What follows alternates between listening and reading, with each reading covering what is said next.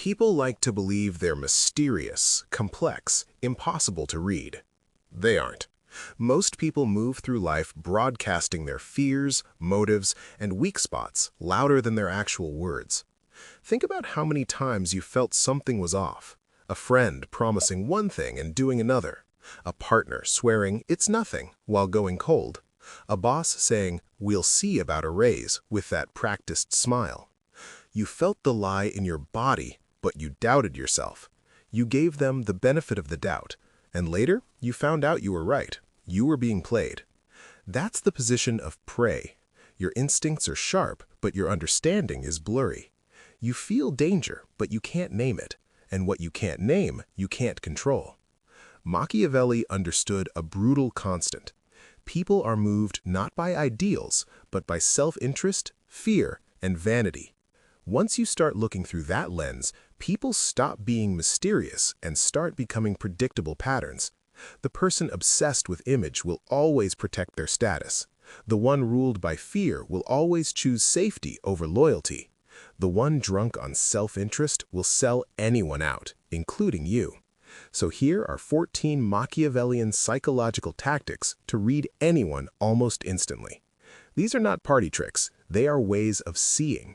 Once you apply them, conversations stop being mysteries and start looking like chessboards.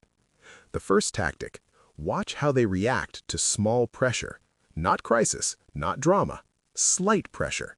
You disagree with them calmly. You tell them no on something minor. You make them wait a bit. Most people can act kind when everything goes their way. Under small frustration, the mask slips. Do they become passive-aggressive, sarcastic, cold or controlling, or do they stay composed and clear? Kindness under comfort is cheap. Their reaction to minor resistance shows you who they are when the stakes rise. Respect what leaks out when they don't have time to curate their personality. Second tactic: follow their attention, not their words. Words are PR, attention is truth. Someone might say, "I don't care about status," but every time power or popularity is mentioned, their eyes light up, their posture straightens, their voice gets stronger. That's their real God. In any interaction, ask a few open questions, then shut up. Watch what topics speed up their speech, deepen their voice, unlock their enthusiasm. Watch who they keep glancing at in the room. That's where their self-interest lives. Believe where their nervous system goes, not the story they sell. Third tactic: test their frame with a small disruption. Every person has an invisible script about how interactions should go. To read that script, you gently violate it. You hold eye contact longer than expected. You stay relaxed when they expect you to be impressed. You lightly disagree with a safe opinion they throw out for validation. Do they panic, over-explain, or get hostile when the script breaks? Then their power is fragile. Do they adapt, smile, recenter the interaction without losing composure? Then you're dealing with someone more grounded. Frame is who feels like the main character in the interaction. By disrupting it, you see how much of their confidence is real and how much is borrowed. Fourth tactic: decode their complaints. People tell you who they are when they describe everyone else. The one who says everyone is fake is usually fake. The one who repeats you can't trust anybody is usually untrustworthy. Psychologists call this projection. Machiavelli would call it free intelligence. When they rant about how people always betray, abandon, or disrespect them, you're learning either what they do to others or what they most fear. Both are leverage. You've just seen their pattern or their deepest wound. Remember it. Fifth tactic: watch how they treat people they don't need. Most people only look at how someone treats them. That's childish. A true reader watches how they treat the waiter, the cleaner, the junior employee, the stranger. If they're charming upward and cruel downward, you're dealing with a climber, not an ally. This is conditional morality. Be good when there's a reward, drop the mask when there isn't. Understand this clearly. If their ethics turn off when power isn't present, they will one day turn them off on you the moment your usefulness dips. Respect consistent standards, not selective politeness. Already the picture is changing. You're no longer asking, "Are they a good person?" That question is useless. You're asking, "What do they want?" What do they fear? What image are they protecting? Now you're thinking like a strategist instead of a supplicant. Sixth tactic. Listen to the role they always give themselves in their stories. When they talk about an ex, a former friend, an old job, pay attention. Are they always the victim, always the hero, always the misunderstood genius? People rewrite their past to protect their ego in the present.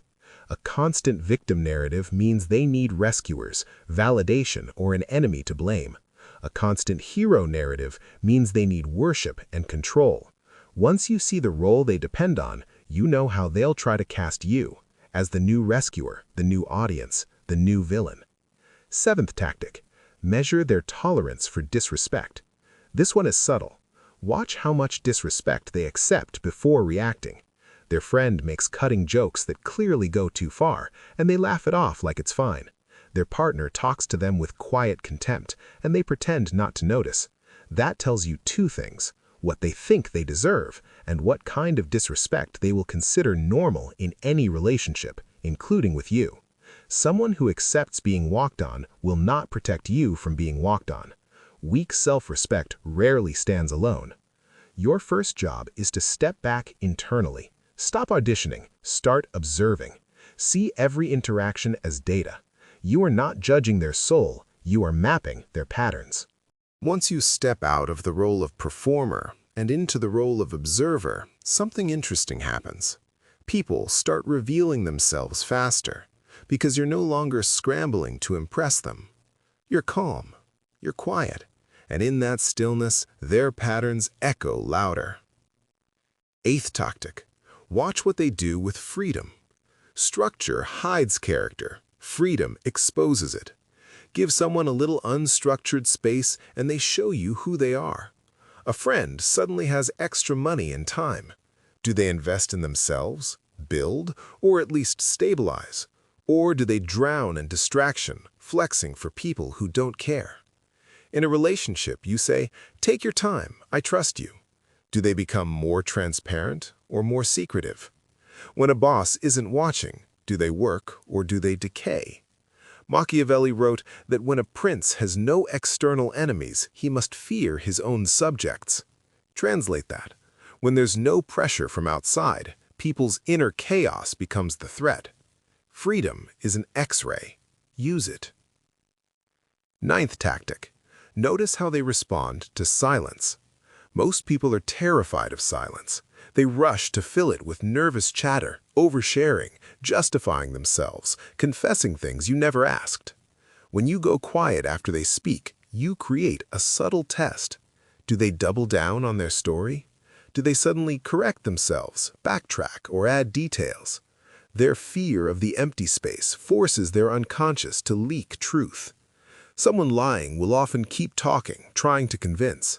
Someone solid will let the silence sit. They aren't desperate to manage your perception. Power often speaks in fewer words, delivered slowly. If silence makes them unravel, you're dealing with insecurity disguised as certainty. 10th tactic. Ask why twice and listen for the fracture. People rehearse their first reason. I left that job because it was toxic. I'm not ready for a relationship. I just don't like drama. Fine. Nod. Then, a little later, calmly circle back. But why did it really bother you? Why aren't you ready? The second why bypasses the PR answer and goes deeper into the conflict, the entitlement, the fear. If their second answer contradicts the first, you've just seen the gap between their self-image and their truth. For example, someone says, "I hate fake people," then admits, I guess I lie sometimes to avoid conflict." That gap is where manipulation, self-sabotage, and hypocrisy live. Remember it. That's the crack in their armor. 11th tactic. Calibrate their need for validation. Every human wants to be seen, but some people need it like oxygen. That need is leverage, and it's also a vulnerability. Compliment them lightly on something trivial, then remove that validation later. Do they chase it? Do they subtly try to earn it back? Or do they remain stable, indifferent to whether you approve? Someone who constantly fishes for reassurance, who can't stand being neutral in your eyes, will sell out their principles to stay liked. That's the kind of person who will turn on you the moment someone higher status offers them more admiration.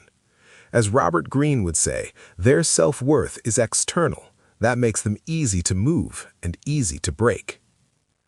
12th tactic. Read their boundaries by how they say no, or if they can say it at all. A person who cannot say no cleanly is dangerous because their resentment will come out sideways. You ask a favor, they say, "It's fine, don't worry." But their tone is tight, their body closes. That's not generosity, that's suppressed anger. Over time, people who can't protect their own limits will eventually explode, ghost, or sabotage. On the other hand, someone who can say a clear no without guilt or emotional warfare is more likely to respect your boundaries too. They don't need to manipulate to feel safe. Weak boundaries create messy power games. 13th tactic. Decode what they envy. Envy is a laser pointing at their secret hunger. Listen closely when they ridicule others. Must be nice to have rich parents. He's only successful because of luck. She only gets attention because of her looks. Their bitterness reveals what they believe they lack: money, status, beauty, freedom. Once you know what they envy, you know what would tempt them, what would threaten them, and what they will quietly compete with you over. Someone who envies power will not cheer your rise. Someone who envies love will not be happy when you're fulfilled. Do not ignore the poison in their jokes. 14th tactic. Observe how they handle secrets, both yours and others. Tell them something small but private, something that isn't catastrophic if it spreads. Then wait. If it comes back to you through a third person, you've just seen their loyalty level. Also, watch how they talk about other people's secrets. Do they love telling confidential stories? Don't tell anyone I told you this, but that's your future with them. Today you're the listener, tomorrow you're the topic. Machiavelli warned that a prince must assume that anyone who betrays their old master will one day betray him too. If they're comfortable spilling other people's blood for closeness with you, you're not special. You're just the latest audience. Now step back and look at what you've collected. How they respond to pressure, what excites them, how they handle silence, whether they can say no, what they envy, how they treat the powerless, how they treat secrets. These aren't random traits, they're a profile. You're no longer asking, do they like me? That's the question of a child. You're asking, what moves them? Where are they weak? Can they be trusted in any position close to my life? That is the question of a sovereign. And here is where most people fail. They see these patterns, they feel the danger, and they still ignore it. Because they're lonely, because they're flattered, because part of them is addicted to the fantasy that this time will be different. You've done this. You've sensed something off, pushed it down, then acted surprised when the knife finally came. Reading people is useless if you refuse to act on what you read. That brings us to the deeper layer, the part that has nothing to do with tactics and everything to do with why you fail to use them. You know more than you think. You've always known. The problem isn't that you can't read people. The problem is that you refuse to believe what you see, because believing it would cost you something. It would cost you the illusion of safety, the fantasy that people are mostly good, the comfort of being liked, and most dangerously, it would force you to admit that you've been complicit in your own exploitation. Let's be honest, you've ignored red flags because the person gave you attention you were starving for. You've excused betrayal because cutting them off would mean being alone. You've let yourself be disrespected because confronting it would shatter the nice person identity you've built your entire social life around. You weren't naive, you were afraid, and fear dressed up as optimism is still just fear. Machiavelli wrote that men are so simple and so ready to obey present necessities that he who deceives will always find those willing to be deceived. Read that again.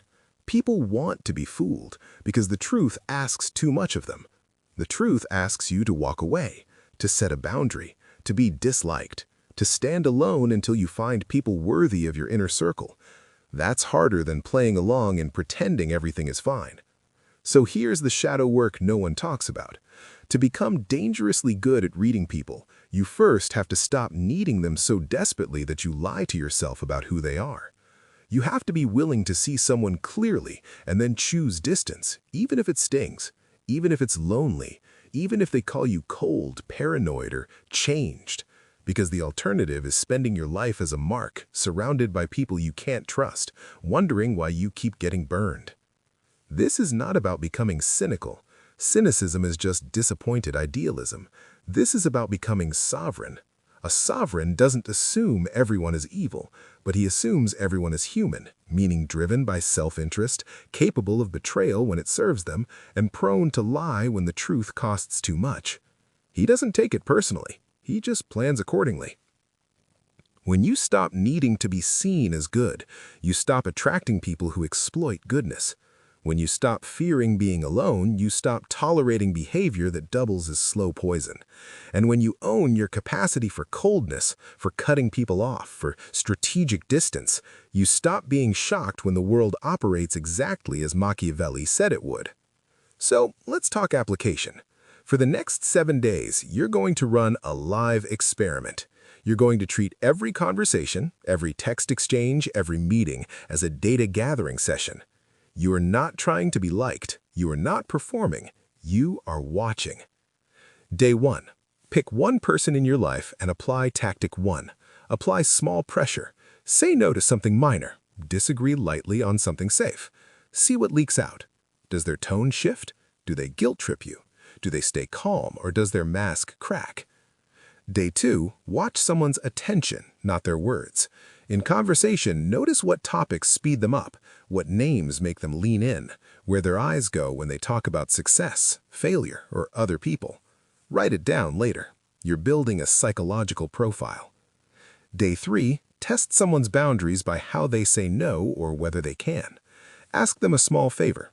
If they agree but their energy feels resentful or tight, you've learned something. If they say no clearly and calmly, you've learned something better. Respect what you see, not what you wish you saw.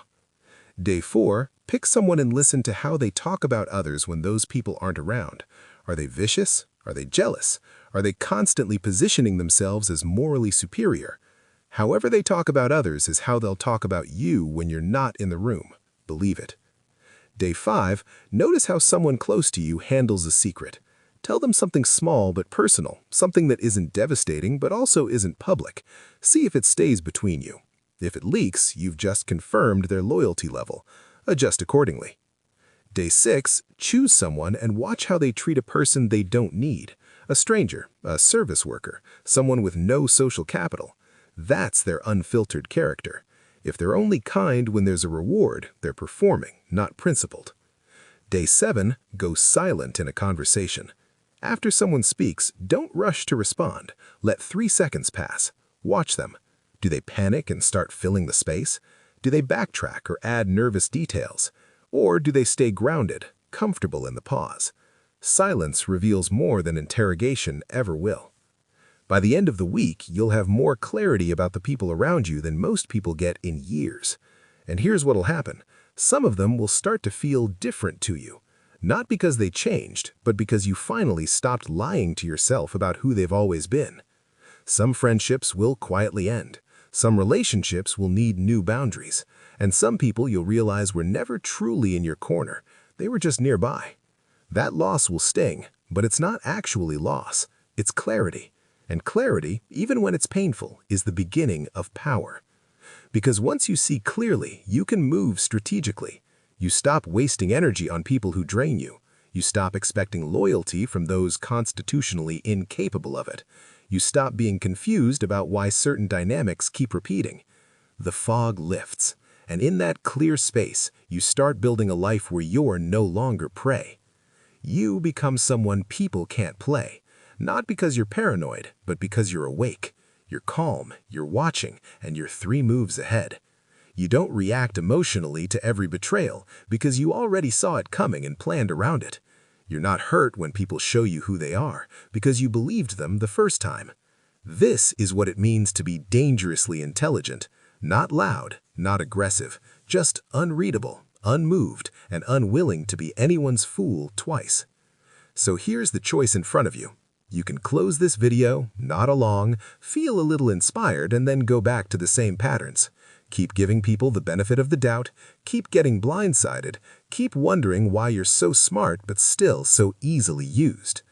Or you can decide right now that being harmlessly intelligent is no longer acceptable, that you'd rather be respected than liked, that you'd rather walk alone than surrounded by people you can't trust, that you will no longer ignore what you see just because accepting it is uncomfortable. Subscribe to this channel not because I asked, but because you've made a contract with yourself. A contract that says you're done being the person things happen to. You're becoming the person who sees it coming, plans accordingly, and moves in silence while everyone else is still talking. Welcome to the other side. You've been here before. You just didn't have the language for it. Now you do.